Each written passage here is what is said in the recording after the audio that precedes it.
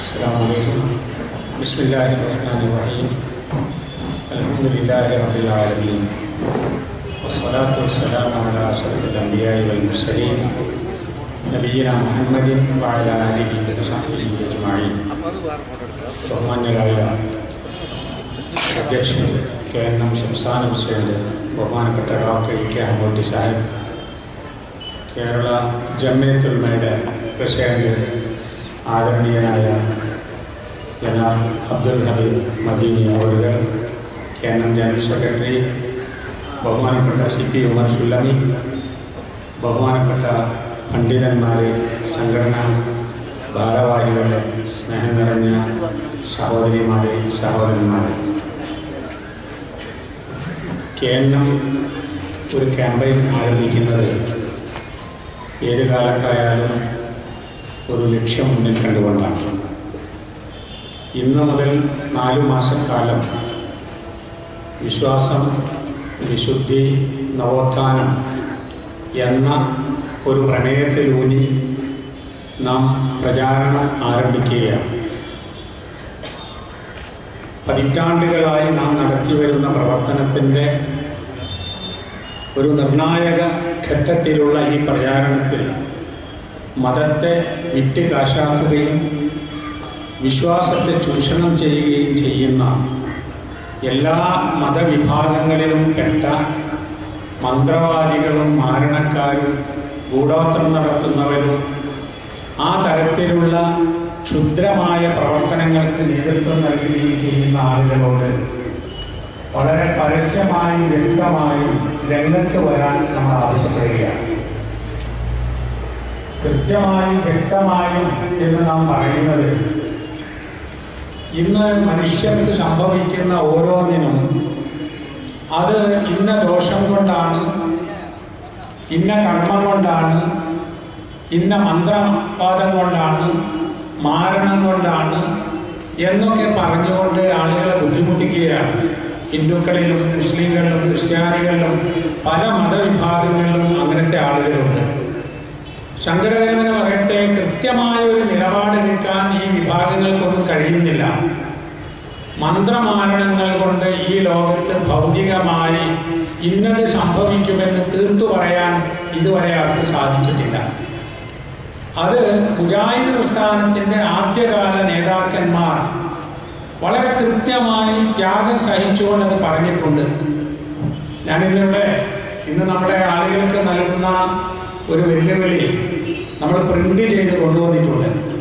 നിങ്ങൾക്ക് ധൈര്യമായി അള്ളാഹുവിൽ ഫലമേൽപ്പിച്ചുകൊണ്ട് പറയാം, ഏത് നാട്ടിലുള്ള ഒരു മന്ത്രവാദിയായാലും മാരണക്കാരനായാലും കൂടോത്രം ചെയ്യുന്നവനായാലും അയാളെ സമീപിച്ചുകൊണ്ട് ഇന്ന സമയത്ത് ഇന്ന സ്ഥലത്ത് ഇന്ന ആൾക്ക് ഇന്നത് സംഭവിക്കും നിങ്ങളുടെ ഈ മാരണം കൊണ്ട് എന്ന് നിങ്ങൾക്ക് പറയാൻ കഴിയുമോ എന്ന്.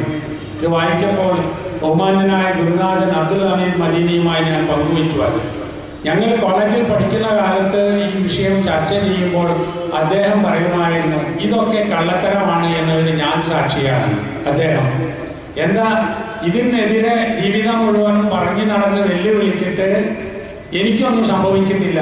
അദ്ദേഹം ഒരു നിബന്ധന പറയാറുള്ളത്, എൻ്റെ ശരീരം തൊടരുത്, എനിക്കൊന്നും കഴിക്കാൻ തരരുത്, എന്നിട്ട് നീ അവിടെ മന്ത്രവാദം നടത്തിയിട്ട് എന്നെന്തെങ്കിലും ചെയ്തോന്ന്. അപ്പൊ നമ്മളത് ആരംഭിക്കുകയാണ് ഇന്ന് മുതൽ. അങ്ങനെ ഒരു ശ്രമം കുറെ കാലമായി ആശയങ്ങൾ പറയുന്നു, ഉപദേശം ചെയ്യുന്നു, പ്രമേയം പാസ്സാക്കുന്നു. ഇനി അതല്ല, വെല്ലുവിളിയാണ്. ആ വെല്ലുവിളി ഏറ്റെടുക്കാൻ തയ്യാറുണ്ടോ നമ്മൾ എന്നതാണ്. ISMന്റെ ജനറൽ സെക്രട്ടറി പറഞ്ഞു, ISM അതിന് തയ്യാറാണ്, MSM അതിന് തയ്യാറാണ്, MGM ഏതായാലും തയ്യാറാണ്. അതുകൊണ്ട് നമുക്ക് പരസ്യമായി ആ വെല്ലുവിളി നടത്താവുന്നത്. ഇതാണ്, ഈ ആശയമാണ് നമുക്ക് പറയാനുള്ളത്. യഥാർത്ഥ മതങ്ങൾ ദൈവിക മാർഗദർശനം നൽകുന്നു, തർക്കമില്ലാത്തതാണ്.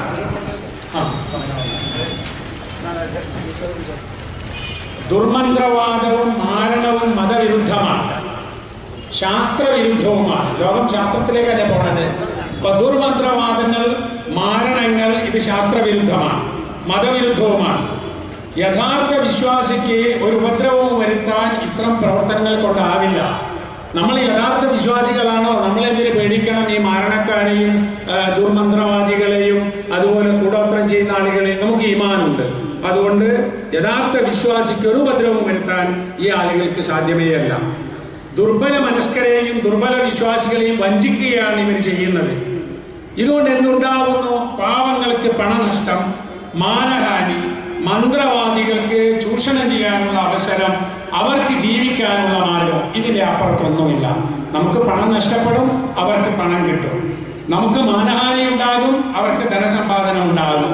ഇതല്ലാതെ ഒന്നും ഇത്തരം കാര്യങ്ങൾ കൊണ്ടില്ല. സമയബന്ധിതമായി, ഇതാണ് നമ്മുടെ വെല്ലുവിളി. സമയബന്ധിതമായി ഇന്നത് സംഭവിക്കും, ഇന്ന ആപത്തുണ്ടാകും, ഇന്ന ആളുകൾക്കുണ്ടാകും എന്ന് മുൻകൂട്ടി വ്യക്തമായി പറഞ്ഞ് സംഭവിപ്പിക്കുമെങ്കിൽ ഇവിടെയുള്ള എല്ലാ ജാതി മത വിഭാഗത്തിലും പെട്ട മന്ത്രവാദികളെയും കൂടോത്രക്കാരെയും ഈ പ്രസ്ഥാനത്തിന് വേണ്ടി ഇതിന്റെ ആദ്യകാല നേതൃത്വം ഏറ്റെടുത്ത ദൗത്യം ജനങ്ങളിലേക്ക് എത്തിക്കുവാൻ വേണ്ടി നമ്മൾ അവരെ വെല്ലുവിളിക്കുകയാണ്. ഈ വെല്ലുവിളി ഏറ്റെടുത്തുകൊണ്ട് നാളെ മുതൽ നമ്മൾ മുന്നോട്ട് പോയാൽ ഇൻഷാ അല്ലാഹ് പുരോഗമനം ആഗ്രഹിക്കുന്ന, ശാസ്ത്രബോധമുള്ള, നന്മ ആഗ്രഹിക്കുന്ന ആളുകൾ നമ്മോടൊപ്പം ഉണ്ടാകും. ഇന്ന് ഏറ്റവും വലിയൊരു സങ്കടം, ബുദ്ധിജീവികളുണ്ട്, അവർക്കിത് പ്രശ്നമാകുന്നില്ല. സാംസ്കാരിക നായകന്മാരെവിടെ? അവരൊന്നും മിണ്ടുന്നില്ല. സർക്കാർ നവോത്ഥാനത്തെ സഹായിക്കണം, പക്ഷേ സർക്കാരും ഇത്തരം കേന്ദ്രങ്ങളോട് രാജിയാവുന്നു. തിരുകേശത്തിന്റെ പേരിൽ ഈ അടുത്ത് സർക്കാരിൽ നിന്നുണ്ടായിട്ടുള്ള സത്യവാങ്മൂലം, അഫിഡവിറ്റ്, നിങ്ങൾ നോക്കൂ, എന്തുമാത്രം അബദ്ധം നിറഞ്ഞതും എന്തുമാത്രം പിന്തിരിപ്പൻ രൂപത്തിലുള്ളതുമായിരുന്നു. സർക്കാർ എന്തിനാണ് അത് ചെയ്തത്? സർക്കാർ അത് ചെയ്യുന്നത് ഇപ്പോൾ എനിക്ക് തോന്നുന്നത് ഈ സിദ്ധന്മാരും ദിവ്യന്മാരും മന്ത്രവാദികളും തരീഖത്തിന്റെ ആളുകളും ഇത്തരത്തിലുള്ള ആളുകളൊക്കെയാണ് പലപ്പോഴും സർക്കാരിന് പോലും കടം കൊടുക്കുന്നത് എന്നാണ്. നോക്കൂ, ഇപ്പോൾ ക്ഷേമ പദ്ധതികൾ നടപ്പിലാക്കുമ്പോൾ ഏത് പക്ഷമായാലും, ഇടതുപക്ഷമായാലും വലതുപക്ഷമായാലും ഇനി നടുവിലുള്ള ഒരു പക്ഷമായാലും എല്ലാവരും അത് നടപ്പിലാക്കാൻ ചെന്ന് പറയുന്നത് ഈ ആളുകളോടാണ്. സർക്കാരിന്റെ ക്ഷേമ പരിപാടികൾ പോലും വിജയിപ്പിക്കാൻ ഇവിടെ അന്ധവിശ്വാസങ്ങളിൽ വളർത്തി കൊണ്ടുവന്നിട്ടുള്ള ദിവ്യന്മാരും സിദ്ധന്മാരും ആൾദൈവങ്ങളും വേണമെന്ന് പറയുന്നത് സാക്ഷര കേരളത്തിന് അപമാനമാണ്. അതുകൊണ്ട് സർക്കാർ ഇത്തരം കാര്യങ്ങളിൽ നിന്ന് പിന്തിരിയണം. അതുപോലെ തന്നെ വിവിധ മതവിഭാഗങ്ങളിൽ പ്രവർത്തിക്കുന്ന നവോത്ഥാന സംരംഭങ്ങൾ ഈ ഒരു വിഷയത്തിൽ വിഷയാധിഷ്ഠിതമായി ഒന്നിച്ചേർന്ന് നിൽക്കുകയും ചെയ്യണം. മുസ്ലിങ്ങൾക്ക് മാത്രമല്ല പ്രശ്നങ്ങളുള്ളത്.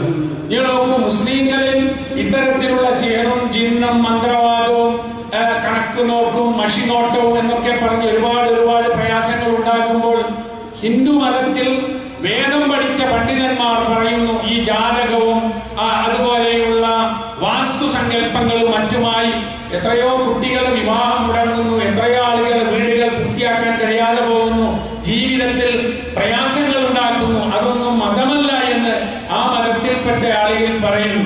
ക്രിസ്തു മതത്തിലെ പണ്ഡിതന്മാർ പറയുന്നു. പക്ഷേ ഇസ്ലാം മതത്തിലെയും ഹിന്ദു മതത്തിലെയും ക്രിസ്തു മതത്തിലെയും ഒക്കെ തന്നെ പുരോഗമന ചിന്തയുള്ള വിശ്വാസമുള്ള ആളുകൾ ഇത് മതമല്ല എന്ന് പറയുമ്പോൾ പുരോഹിതന്മാരുടെ തന്നെ മറ്റൊരു നിര ഇത് മതമായി പ്രചരിപ്പിക്കുകയും അന്ധവിശ്വാസങ്ങൾക്കെതിരിൽ ഉയർന്നു വരുന്ന ശബ്ദങ്ങൾ മതവിരുദ്ധമായി വ്യാഖ്യാനിക്കുകയും ചെയ്യുന്നു. അതുകൊണ്ടാണ് അത്തരം വെളിപ്പെടുത്തലുകൾ പോലും പലപ്പോഴും അത് മതവിരുദ്ധമായി പറയുന്നത്. എന്തുകൊണ്ടാണ് മതരംഗത്ത് അന്ധവിശ്വാസങ്ങൾ ആവശ്യമില്ല എന്ന് പറയാൻ മതവിഭാഗത്തിന് ധൈര്യം വരാത്തത്? നമ്മൾ പറയുന്നു ഇസ്ലാം നിലനിൽക്കണമെങ്കിൽ അന്ധവിശ്വാസങ്ങൾ ആവശ്യമില്ല, ഒരു അനാചാരവും വേണ്ട, ഈ ദിവ്യന്മാരും സിദ്ധന്മാരും ആവശ്യമില്ല. കാരണം ഇതൊരു ആദർശമാണ്, വിശ്വാസമാണ്, നന്മയാണ്, ശാസ്ത്രബോധമാണ്, പുരോഗമന ചിന്തയാണ്. എന്നിട്ട് നിലനിൽക്കുന്ന മതം മതി. അതല്ലാതെ എന്താണെന്ന് വ്യക്തമല്ലാത്ത രൂപത്തിൽ വളർത്തിക്കൊണ്ടുവരുന്ന ചില ഊഹങ്ങൾ മാത്രമുണ്ടല്ലോ, അത് ശാസ്ത്രത്തിന്റെ വളർച്ചയിൽ തകർന്നു പോകും എന്നത് ഉറപ്പാണ്. അതല്ലെങ്കിൽ പുതിയ തലമുറ മതം ഉപേക്ഷിക്കുകയും ചെയ്യും എന്നതാണ്. ഇത് ലോകത്ത് ഒരുപാട് പ്രശ്നങ്ങളുണ്ട്. നമ്മുടെ ഈ ക്യാമ്പയിനെ സംബന്ധിച്ച് പറയുമ്പോഴേ ഒരുപാട് പ്രശ്നങ്ങളുണ്ട് ഈ നമുക്ക് കൈകാര്യം ചെയ്യേണ്ടത്. ലോകം ഇന്ന് അനുഭവിക്കുന്ന ഏറ്റവും വലിയ പ്രശ്നം എന്തിനാണ് ജീവിക്കുന്നത് എന്നറിയാത്തൊരു പ്രതിസന്ധി മുമ്പിൽ വന്നതാണ്. എന്തിനാണ് ജീവിതം, എന്താണ് ഈ ജീവിതമെന്നും എന്തിനാണ് ഈ ജീവിതമെന്നും അറിയാത്ത ഒരു സമൂഹം ലോകത്ത് വളർന്നു വരുമ്പോൾ പിന്നെ മരണമാണ് ഉണ്ടാവുക. അത് പരസ്പരം കൊല്ലുകയും സ്വയം മരിക്കുകയും ചെയ്യുന്ന പുതിയൊരു സംസ്കാരം. ജീവിക്കുവാൻ വേണ്ടി, സുഖിക്കുവാൻ വേണ്ടി, അധികാരത്തിന് വേണ്ടി വ്യക്തികളെയും സമൂഹങ്ങളെയും അവർ സ്വന്തക്കാരെന്നോ പുറമെയുള്ളവരെന്നോ നോക്കാതെ നശിപ്പിക്കുന്ന ഒരു സംസ്കാരം ലോകത്തുണ്ടായി. ഒരുപാട് പ്രയാസങ്ങൾ പറഞ്ഞിട്ട് കാര്യമില്ല. പരിഹാരം എന്ത് ചെയ്യുന്നതാ? എനിക്കിവിടെ മണിക്കൂറുകളോളം ഈ ലോകത്തുണ്ടായിക്കൊണ്ടിരിക്കുന്ന അധാർമികമായ പ്രവർത്തനങ്ങളെ പറ്റി പറയാൻ സാധിക്കും. വിശ്വാസ രംഗത്തും ജീവിത രംഗത്തും സാമ്പത്തിക രംഗത്തും ഒക്കെ തന്നെയുള്ള. പക്ഷെ എന്താ പരിഹാരം? ആ പരിഹാരത്തെ കുറിച്ച് ആലോചിക്കുവാനാണ് നമ്മുടെ ക്യാമ്പയിൻ. വിശുദ്ധി ഉണ്ടാകണമെന്ന് പറയുന്നത് വിശ്വാസ രംഗത്ത് വിശുദ്ധി ഉണ്ടാകണമോ ഒന്നാമത്തത്. ഇന്ന് വിശുദ്ധി ഇല്ല. നിങ്ങൾ നോക്കൂ, പാവപ്പെട്ട മനുഷ്യന്റെ സമ്പാദ്യം സ്വീകരിക്കാനാണ് നേർച്ചപ്പണവും വഴിപാടുകളും തീർത്ഥാടനങ്ങളും ഒക്കെ പുരോഹിതന്മാരാണ് നേതൃത്വം നൽകുന്നത്. വിശുദ്ധമല്ലാത്തൊരു ജീവിതമാണ് അത് എന്ന് പറയാൻ നമുക്ക് സാധിക്കും. ഇസ്ലാമിനും ഒരുപാട് വെല്ലുവിളികളുണ്ട്. നിങ്ങൾ നോക്കൂ, ഇസ്ലാം നേരിടുന്ന വെല്ലുവിളി എന്താ? ഇസ്ലാം നേരിടുന്ന വെല്ലുവിളി മുഴുവനും ഈ അന്ധവിശ്വാസങ്ങൾ ഉള്ളത് കൊണ്ടാണ്. അന്ധവിശ്വാസങ്ങളിൽ മൂടിക്കിടക്കുന്ന ഒരു സമൂഹം വെല്ലുവിളി നേരിടും. ശുദ്ധമായ, വ്യക്തമായ, ശാസ്ത്രീയമായ അംഗീകാരമുള്ള ഒരാദർശത്തിന് ഒരു വെല്ലുവിളിയുമില്ല.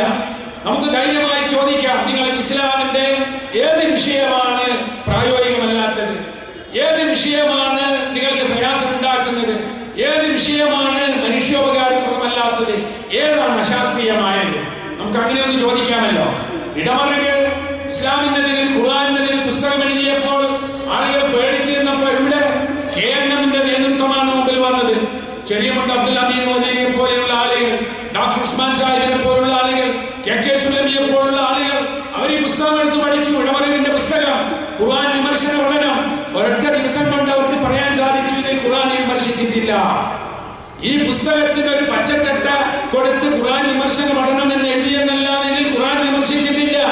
അതിൽ വിമർശിച്ചത് ഖുർആൻ പരിഭാഷയിലുള്ള അബദ്ധങ്ങൾ, മുസ്ലിം പണ്ഡിതന്മാർ എഴുതിയ ചരിത്രത്തിലുള്ള തകരാറുകൾ, മുസ്ലിങ്ങൾക്കിടയിൽ നിലനിൽക്കുന്ന ചില അനാചാരങ്ങൾ. ഇസ്ലാം ജനങ്ങൾക്കിടയിൽ രക്ഷപ്പെട്ടത് അന്ന് നമ്മുടെ ആ പ്രവർത്തനം കൊണ്ടാണ്. അതില്ലായിരുന്നുവെങ്കിൽ ആളുകൾ വിചാരിക്കും ശരിയാണ്. ഇപ്പൊ കമ്മ്യൂണിസ്റ്റ് പ്രസ്ഥാനത്തിന്റെ നേതാക്കളെന്ന് നമുക്കറിയാം. ആദ്യകാലം മുതൽ ഇപ്പൊ കാർൽ മാർക്സും ഏംഗൽസും അതുപോലുള്ള അതിന്റെ നേതാക്കന്മാർ അന്നും EMS പോലുള്ള ആളുകളൊക്കെ തന്നെയും വിശ്വാസം കമ്മ്യൂണിസത്തിനെതിരാണെന്നും കമ്മ്യൂണിസം വിശ്വാസത്തിനെതിരാണെന്നും പറഞ്ഞ കാലത്ത് അത് ഇങ്ങനെയാണ് എതിരാകുന്നത് എന്ന് പറഞ്ഞു കൊടുത്തത് ഡോക്ടർ ഉസ്മാൻ സാഹിബിന്റെയും അതുപോലെ നമ്മുടെ നേതൃത്വത്തിലുണ്ടായിരുന്ന മറ്റ് പണ്ഡിതന്മാരുടെയും ശ്രമപരമായിട്ടാണ്. വ്യക്തമായ കാര്യങ്ങൾ. നമ്മൾ രാഷ്ട്രീയത്തെ കുറിച്ചല്ല പറയുന്നത്, അതിലുള്ള ആദർശത്തെ കുറിച്ച്. നോക്കൂ, ഇനി ഈ അടുത്ത് തിരുവേശ പ്രശ്നമുണ്ടായി നാട്ടിൽ. നോക്കൂ, മുജാഹിദ് പ്രസ്ഥാനമല്ലേ അതിനെക്കുറിച്ച് പറയേണ്ടത്. ഇങ്ങനെ ഒരു വിഭാഗം പുനഃസംഘടിപ്പിക്കപ്പെട്ടിട്ടില്ലായിരുന്നുവെങ്കിൽ ഈ വർക്കത്തും കാര്യങ്ങളുമായി വന്നപ്പോൾ അത് തെറ്റാണെന്ന് പറയാൻ ഇവിടെ ഈ പ്രസ്ഥാനമല്ലാതെ മറ്റൊന്ന് ഉണ്ടാകുമായിരുന്നില്ല. അതുകൊണ്ട് തന്നെ സർവതലസ്പർശിയായ നിലക്ക് പ്രസ്ഥാനത്തെ ഉയർത്തിപ്പിടിച്ചുകൊണ്ട് മനുഷ്യന്റെ പ്രശ്നങ്ങൾ പരിഹരിച്ചുകൊണ്ട് ഇസ്ലാമികമായ കാര്യങ്ങൾ പഠിപ്പിച്ചു കൊടുക്കാൻ ഇത് ശക്തിപ്പെട്ടു വരേണ്ടതുണ്ട്. മനുഷ്യന്റെ പ്രശ്നങ്ങൾ എന്ന് പറയുന്നത് അത് നമ്മുടെ പണിയല്ല എന്ന് പറയരുത്. മനുഷ്യന്റെ പ്രശ്നങ്ങൾ പരിഹരിക്കൽ നമ്മുടെ പണിയാണ്. ഖുർആനിൽ ഭക്ഷണം കൊടുക്കാൻ പറഞ്ഞു, ഖുർആനിൽ പാവങ്ങളെ സഹായിക്കാൻ പറഞ്ഞു, ഖുർആനിൽ അനാഥരെ സംരക്ഷിക്കാൻ പറഞ്ഞു, പ്രായമുള്ളവർക്ക് പരിഗണന നൽകാൻ പറഞ്ഞു. ഇതൊക്കെ ഖുർആൻ നൽകുന്ന പരിഗണനയാണ് മനുഷ്യർക്ക് വേണ്ടി. അത് അല്പമെന്ന് ശക്തിപ്പെടുത്തിയപ്പോൾ അതല്ല നമ്മുടെ പണി എന്ന് പറഞ്ഞ ആളുകളുണ്ട്. എനിക്ക് തോന്നുന്നു അതിനും പരിഹാരം 2 ലക്കം മുമ്പ് ശബാബിൽ ചെറിയമുണ്ട് അമീർ മദനിയുടെ ഒരു ലേഖനത്തിൽ പറയുന്നുണ്ട്. മുജാഹിദ് പ്രസ്ഥാനത്തിൽ പ്രശ്നമുണ്ടായത് ISMന്റെ ചെറുപ്പക്കാർ 10 വർഷം മുമ്പ് കുറച്ച് മരങ്ങൾ കുഴിച്ചിട്ടതാണെങ്കിൽ നമുക്ക് ആ മരം മുറിച്ചു കളയാം, എന്നാൽ ഇത് പ്രശ്നം തീരുമോ എങ്കിൽ അങ്ങനെയും ആലോചിക്കാം. അതിൽ പക്ഷേ ഇപ്പൊ 10 കൊല്ലം കൊണ്ട് വലിയ മരങ്ങളായിട്ടുണ്ടാകും. എന്നാലും പോട്ടെ, ഈ പ്രസ്ഥാനം ഒന്നിച്ചു വരുമെങ്കിൽ അത് മുറിച്ചു കളഞ്ഞാൽ പോലും ഒരു പ്രശ്നമാവില്ലല്ലോ എന്ന് ഞാൻ സൂചിപ്പിക്കുന്നത്, നിലനിൽക്കാൻ അർഹതയുള്ള ഒരു വിശ്വാസവും മനുഷ്യോപകാരപ്രദമായ സമീപനവും ആത്മാർത്ഥമായി ചിന്തയുടെയും പഠനത്തിന്റെയും അടിസ്ഥാനത്തിൽ കൊണ്ടു നടക്കാവുന്ന ഒരു സിദ്ധാന്തവുമായി ഇസ്ലാമിനെ അവതരിപ്പിക്കാൻ മനുഷ്യർക്ക് സാധിക്കുമെങ്കിൽ ആളുകൾക്ക് ഇസ്ലാം വേണം. അതുകൊണ്ടാണ് ചിന്തകന്മാരും മതപണ്ഡിതന്മാരും ശാസ്ത്രജ്ഞന്മാരും ഒക്കെ ഇസ്ലാമിന്റെ നന്മകൾ പറഞ്ഞത്. അത് സ്വാമി വിവേകാനന്ദൻ പറഞ്ഞിട്ടുണ്ട്, അത് മദർ തെരേസ പറഞ്ഞിട്ടുണ്ട്, എന്തിനേറെ വാണിദാസ് എലയാവൂർ പറഞ്ഞിട്ടുണ്ട്, രാമകൃഷ്ണ റാവു പറഞ്ഞിട്ടുണ്ട്, സരോജിനി നായിഡു പറഞ്ഞിട്ടുണ്ട്. എത്രയോ ആളുകൾ ഇതൊക്കെ മനസ്സിലാക്കിയിട്ട് ഈ ആശയം ഉൾക്കൊണ്ടിട്ടുമുണ്ട്. 3 ലക്ഷം മുമ്പ് മാതൃഭൂമിയിൽ മരണപ്പെട്ട കമ്മ്യൂണിസ്റ്റ് നേതാവ് പി ഗോവിന്ദൻകുറുപ്പിലിനെ കുറിച്ചുള്ള ഒരു ലേഖനം, അതിൽ അദ്ദേഹത്തോട് ചോദിച്ചു, ഒരു ഇന്റർവ്യൂവിൽ എന്താ ചോദിച്ചതെന്ന് അറിയാം, നിങ്ങൾക്ക് ഏത് മതത്തെ കുറിച്ചാണ് താല്പര്യം, വിശ്വാസം? അദ്ദേഹം പറഞ്ഞു, എനിക്കൊരു മതത്തെ കുറിച്ചും പ്രത്യേകിച്ച് വിശ്വാസവും ഇല്ല, താല്പര്യവും ഇല്ല. ഇനി അങ്ങനെ ആണെങ്കിൽ ഞാൻ ഏറ്റവും ബഹുമാനിക്കുന്നതും ഇഷ്ടപ്പെടുന്നതും ഖുർആനും അതുപോലെ ഇസ്ലാമുമാണ് എന്ന്. അത് പറഞ്ഞപ്പോഴേക്കും പ്രശ്നങ്ങൾ ഉണ്ടാവുകയാണ്. അദ്ദേഹം അങ്ങനെ പറയാനിടയില്ല, മരണശേഷം പ്രസിദ്ധീകരിച്ചതാണ്. ആ ലേഖനം വീണ്ടും എഴുതി, അദ്ദേഹം ജീവിച്ചിരിക്കുമ്പോൾ എഴുതിയ ഇന്ന ലേഖനങ്ങളിൽ അതുണ്ട് എന്ന്. ഞാൻ സാന്ദർഭികമായി പറയുന്നത്, ആളുകൾക്ക് ചിന്തിക്കാനും പഠിക്കാനും മനസ്സിലാക്കുവാനും പറ്റിയ വിധത്തിൽ ഈ പ്രസ്ഥാനത്തെ അവതരിപ്പിച്ചു കൊടുത്താൽ ആളുകൾ അത് അംഗീകരിക്കും എന്നുള്ളതാണ്. ഇന്ന് നോക്കൂ, ഇസ്ലാമിന്റെ വിമർശനങ്ങൾ വന്നു. ഈ വിമർശനങ്ങൾ വന്ന സന്ദർഭത്തിൽ ആ വിമർശനങ്ങൾക്ക് ആരാ മറുപടി നൽകാൻ, എവിടെയാ മറുപടി ഉണ്ടായത്? നമ്മൾ അല്പവും പേടിച്ചേൽക്കേണ്ട ഒരു പ്രശ്നവുമില്ല. ഇപ്പൊ ഇസ്ലാമിന്റെ ശിക്ഷാവിധികൾ വലിയ പ്രശ്നമായിരുന്നു. ഇപ്പൊ ഇന്നും വർമ്മ കമ്മീഷന്റെ ആ നിർദ്ദേശങ്ങൾ പോരാ എന്ന വനിതാ സംഘടനകൾ ഇന്ത്യയിൽ ഇപ്പോഴും പറയുന്നത്. ഇന്നലെയും മിനിയാന്നും ഒക്കെ ഡൽഹിയിൽ വമ്പിച്ച ബഹളമുണ്ട്. എന്താ ബലാത്സംഗത്തിന് നൽകുന്ന ശിക്ഷ പോരാ എന്ന്, ആജീവനാന്തം തടവായിക്കോട്ടെ എന്ന് കമ്മീഷൻ നിർദ്ദേശിച്ചു. പോരാ, കൊന്നുകളയണം. കേരളത്തിൽ ഇന്നലെ ഒരു പുതിയ കോടതി തുടങ്ങിയിട്ടുണ്ട്. സ്ത്രീകൾക്കെതിരെയുള്ള കയ്യേറ്റം മാത്രം കൈകാര്യം ചെയ്യാൻ. നമ്മൾ എത്ര സ്ത്രീ പുരുഷ സമത്വം, എത്ര സ്വാതന്ത്ര്യമൊക്കെ പറഞ്ഞാലും പ്രശ്നങ്ങളില്ലേ? പരിഹാരം ധാർമ്മികതയുടെ പ്രചരണവും ശക്തമായ ശിക്ഷയുമാണ് എന്ന ഇസ്ലാമിന്റെ സമീപനത്തിലേക്ക് ലോകം തിരിച്ചു വരുന്നു എന്നത് ഉറപ്പാണ്. ഇവിടെ ഇത്തരത്തിലുള്ള കാര്യങ്ങൾ ബുദ്ധിതലത്തിൽ ചർച്ച ചെയ്യുന്നതിന് പകരം നമ്മുടെ ചിന്ത പോകുന്നതൊക്കെ തന്നെ ഉപരിപ്ലവമായ തലത്തിലാണ്. ആളുകൾ ഇപ്പൊ നമ്മൾ ഒരു ബൗദ്ധ സമൂഹത്തിലാണ്. പല മതങ്ങളും സമൂഹങ്ങളും ഉണ്ട്. പരസ്പരം സ്നേഹിച്ചും ഇഷ്ടപ്പെട്ടും സഹോദരത്തിൽ കഴിയേണ്ടവരാണ് ഈ രാജ്യത്തെ മുഴുവൻ ആളുകളും. ഹിന്ദുക്കളും മുസ്ലിങ്ങളും ക്രിസ്ത്യാനികളും മതവിശ്വാസമില്ലാത്തവരും ഒക്കെ ഈ രാജ്യത്ത്, ഈ നാട്ടിലെ പൗരന്മാരെന്ന നിലയ്ക്ക് ഒന്നിച്ച് ജീവിച്ചു പോകണം. പക്ഷെ അങ്ങനെ ജീവിച്ചു പോകണമെങ്കിൽ അതിനൊരു സംസ്കാരം ഉണ്ടാകണം. ആ സംസ്കാരം വളർത്തിയെടുക്കുന്നിടത്ത് പരസ്പരം അറിയാൻ കഴിയണം. നമ്മളതാണ് ഉണ്ടാക്കിയത്, നമ്മളതാണ് പറഞ്ഞു കൊടുക്കുന്നത്. ഈ രാജ്യത്തുള്ള ഹിന്ദുക്കളും മുസ്ലിങ്ങളും ക്രിസ്ത്യാനികളും മറ്റു മതവിശ്വാസികളും മതവിശ്വാസമില്ലാത്തവരും ഒക്കെ ഇവിടെ സമാധാനത്തിൽ ജീവിക്കണം. പക്ഷെ അതിനൊരു വിദ്യാഭ്യാസം ഉണ്ടാകണം, അതിനൊരു സംസ്കാരം ഉണ്ടാകണം. നാം സെക്കുലർ രാഷ്ട്രത്തിലെ പൗരന്മാരാണ്.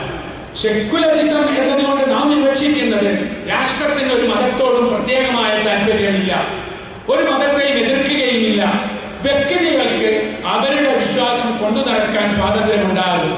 സെക്കുലറിസത്തിന് അനാവശ്യമായ വ്യാഖ്യാനം നൽകിയിട്ട് ആ മതനിരപേക്ഷത മതവിരുദ്ധമാണ് എന്ന് ചിലർ പ്രചരിപ്പിച്ചു. അത് ഇന്ത്യൻ സെക്കുലറിസത്തിനെതിരാണ് എന്ന് പറഞ്ഞു കൊടുക്കാൻ പലർക്കും കഴിഞ്ഞില്ല. ചില ആളുകൾ ഈ രാജ്യത്തിന്റെ യഥാർത്ഥ അവകാശികൾ ഞങ്ങളാണ് എന്നതുകൊണ്ട് ഞങ്ങളുടെ നിയമങ്ങളും ഞങ്ങളുടെ വിശ്വാസങ്ങളും അംഗീകരിക്കുക എന്നതാണ് സെക്കുലറിസം എന്ന് പഠിപ്പിച്ചു. നിലവിളക്ക് വിവാദം ഉണ്ടായത് എങ്ങനെയാണ്? ഒരു വിളക്കിനോട് നമുക്ക് വിരോധമില്ലല്ലോ, നമ്മുടെ വീട്ടിലൊക്കെ വിളക്ക് കത്തിക്കും. പക്ഷേ ഇലക്ട്രിസിറ്റി വന്ന ശേഷം നമ്മൾ വിളക്ക് കത്തിക്കാത്തത് എന്താ? വെളിച്ചം ഉണ്ടായാൽ മതി എന്നതാണ്. മുസ്ലിമുകൾക്ക് ഈ രാജ്യത്തെ ഹിന്ദുക്കളോ ക്രിസ്ത്യാനികളോ ആചാര്യങ്ങളോ അവരുടെ പുണ്യ സന്ദർഭങ്ങളിൽ നിലവിളക്ക് കൊടുത്ത് യാതൊരു വിരോധവും യാതൊരു കുഴപ്പമില്ല, അവരുടെ ഒരു വിശ്വാസമാണ്. പക്ഷെ മുസ്ലിംകൾ അങ്ങനെ ചെയ്യണമെന്ന് പറയുന്നതോ അവിടെയാ പ്രശ്നം. മുസ്ലിംകൾ മൂരിയിറച്ചി കഴിക്കുമ്പോൾ അത് ഹിന്ദുക്കളും കൂടി കഴിക്കണം എന്ന് പറയാൻ പാടുണ്ടോ? ഇല്ലല്ലോ, അത് അവർക്ക് നിഷിദ്ധമാണ് ചിലർക്കെങ്കിലും, അല്ലെ? ക്രിസ്ത്യാനികൾ പന്നിമാംസം തിന്നും, അത് മുസ്ലിംകൾ തിന്നണം എന്ന് പറഞ്ഞാലോ അത് അതിനേക്കാൾ പ്രശ്നമല്ലേ? അപ്പൊ വിശ്വാസമുണ്ട്, വിരോധിച്ചതും ചെയ്യാവുന്നതുമുണ്ട്. ഇലക്ട്രിസിറ്റി ബോർഡ് അല്ലേ 100 kV ലൈൻ വലിക്കുകയാണെങ്കിലും അവിടെയും നിലവിളക്ക് കൊളുത്തണം എന്ന് പറഞ്ഞാൽ ആ വിശ്വാസമുള്ളവർക്ക് ചെയ്യാം.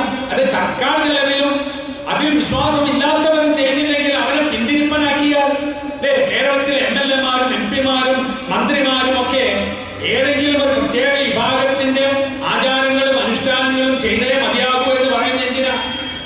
ഇപ്പൊ മലാല യൂസുഫ് ലോകപ്രസിദ്ധയായി. എന്താ? ആ പെൺകുട്ടിക്കെതിരെ അക്രമം ഉണ്ടായി. എത്ര പെൺകുട്ടികൾക്കെതിരെ അക്രമം ഉണ്ടായിരുന്നു? ഇപ്പൊ ശരീരം ഹിജാബ് ധരിച്ച് നടക്കുന്ന ഒരു പെൺകുട്ടിക്കെതിരെ അതിന്റെ പേരിലുള്ള അക്രമം ഇവർക്ക് വിഷയമാകുന്നില്ലല്ലോ. അതുമാതിരി തന്നെയല്ലേ അതും? അല്ലെ, ഹിജാബ് ധരിച്ചത് കൊണ്ട് അമേരിക്കയിലോ ബ്രിട്ടനിലോ ഫ്രാൻസിലോ ഒരു കുട്ടി സ്കൂളിൽ പോകാൻ അനുവദിക്കില്ല എങ്കിൽ ആയിരക്കണക്കിന് മലാലമാർ അവിടെയുണ്ടല്ലോ, അതാർക്കും വിഷയമില്ല. ഏതുപോലെ എന്ന് വെച്ചാൽ അബ്ദുൽ നാസർ മദനിയുടെ പ്രസംഗങ്ങൾ അദ്ദേഹത്തെ വിചാരണ തടവുകാരനായിട്ട് എത്രയോ കാലം ഇപ്പോഴും രോഗിയായി മരണത്തോട് മല്ലിടുന്ന അവസ്ഥയെത്തിയതിന് തൊഗാഡിയയും അതുപോലെ തന്നെ അദ്ദേഹത്തിന്റെ കൂടെയുള്ള ആളുകളും നരേന്ദ്രമോദിയും മറ്റൊക്കെ എത്രയോ പറഞ്ഞാൽ അവർക്കൊരു പ്രശ്നവുമില്ലാതെ മുന്നോട്ട് പോവുകയും ചെയ്യുന്നു. ഇവിടെയാണ് കാര്യങ്ങളെ കൃത്യമായി വ്യക്തമായി ബോധ്യപ്പെടുത്തി വസ്തുതാപരമായി ജനങ്ങളോട് പറഞ്ഞു കൊടുക്കാൻ അവസരം ഉണ്ടാകണം എന്ന് ഞാൻ പറയുന്നത്. ഇപ്പൊ നാം പുരോഗമനമാണ്, വളരെ മതസൗഹാർദ്ദമാണ്, സെക്യുലറിസ്റ്റുകളാണ്, അതിനേക്കാൾ മതവിശ്വാസികളാണ്. നാം ഇസ്ലാമിന്റെ നിയമങ്ങൾ അംഗീകരിച്ചു പോകുന്നവരാണ്. തൗഹീദിൽ അല്പം പോലും വിട്ടുവീഴ്ചയില്ലാതെ വിദ്യാർത്ഥികളോട് രാജിയാവാതെ ഖുർആനും സുന്നത്തും ഉയർത്തിപ്പിടിച്ച് മുന്നോട്ട് പോകുമ്പോൾ ഈ കാണുന്ന സർവ്വ തടസ്സങ്ങളും നീങ്ങും. മാരണങ്ങളും മന്ത്രങ്ങളും ഒക്കെ മതിയാകും. അവർ ജോലിക്ക് വേറെ എന്തെങ്കിലും നോക്കും. നമ്മൾ മറ്റൊരു തീരുമാനവും കൂടി എടുക്കാം. സാധാരണ ആളുകൾക്ക് ജോലി ചെയ്യുക എന്നൊരു ശീലം ആളുകളിൽ വളർന്നാൽ ഇത് നിൽക്കുമെന്ന് ഉറപ്പല്ലേ? ജോലി ചെയ്യാതെ പണം ഉണ്ടാക്കുന്നത് കൊണ്ടാണ് ഇതൊക്കെ. വർഗീയത പോലും അതാണ്. മുൻ മന്ത്രിയായിരുന്ന രാജേഷ് പൈലറ്റ് ഇന്ത്യയിൽ വളർന്നു വരുന്ന ഈ തീവ്രവാദത്തിനെതിരെ അദ്ദേഹം പറഞ്ഞത് യുവാക്കൾക്ക് ജോലി നൽകണമെന്നാണ്. ജോലി ഇല്ലാത്ത ആൾക്കാരാണ് ഈ തീവ്രവാദം. അതേപോലെ തന്നെയാണ് ഈ ജോലി ഇല്ലാത്ത ആൾക്കാരാണ് ഇത്തരം അന്ധവിശ്വാസങ്ങളുടെ പിറകിൽ പോകുന്നത്. നമുക്ക് വിശ്വാസത്തിന്റെ ഒരു കൂട്ടായ്മ എന്ന നിലയിൽ ഈ ആദർശവുമായി മുന്നോട്ട് പോകാം. അതിന് സഹായം ചെയ്യാവുന്നവർക്ക് സഹായിക്കാം. വിട്ടുപോയവർക്ക് തിരിച്ചു വരാം. ക്ലിയറായ വ്യക്തമായ മുജാഹിദ് പ്രസ്ഥാനത്തിന്റെ ആദർശമിത എന്നത് വ്യക്തമാക്കി കൊടുത്താൽ ഇപ്പോൾ അത് ആരംഭിച്ചു കഴിഞ്ഞു എന്നത് ആശ്വാസകരമായ ഒരു കാര്യമാണ്. ഇത്രയും പറഞ്ഞുകൊണ്ട് ഞാൻ എൻ്റെ വാക്കുകൾ അവസാനിപ്പിക്കുന്നു. ഞാൻ ആദ്യം പറഞ്ഞ നമ്മുടെ ഈ വെല്ലുവിളി, അത് വെല്ലുവിളിയാണ്. അള്ളാഹുവിന് സഹായം ഉണ്ടാകും. ഈ കാലത്ത് കേരളത്തിലെ നാനാജാതി മനുഷ്യർക്കും നമ്മൾ നൽകുന്ന വലിയൊരു സേവനമായിരിക്കും. അത് തൗഹീദിന് പൂരകമായിരിക്കും, പ്രസ്ഥാനത്തിന് ഉപകാരപ്പെടും.